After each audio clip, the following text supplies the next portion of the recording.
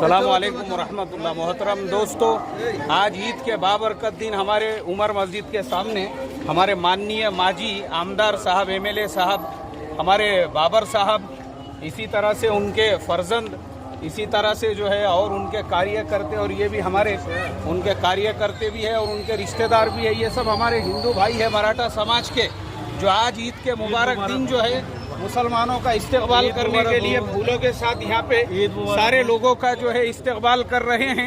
अल्लाह ताला जो है हमारे दिलों में ऐसी ही प्यार मोहब्बत पैदा फरमाए और ऐसे ही जो है तमाम को साथ में मिलकर काम करने वाला बनाए। मेरी तरफ से हमारे बाबर साहब को बहुत बहुत मुबारकबाद और हमारी शुभकामनाएं उनको भविष्य के लिए कि दोबारा जो है अल्लाह ताला उनको एमएलए के साथ में जो है एमपी भी बनाए, देश की सेवा और पूरे महाराष्ट्र और पूरे मुल्क की सेवा का मौका अता फरमाए। बहुत बहुत बढ़िया बात किया, बहुत बढ़िया बात हो। हाँ, लोनकर साहब रह गए थे, उनको भी मैं ले लेता हूँ कैमरे में।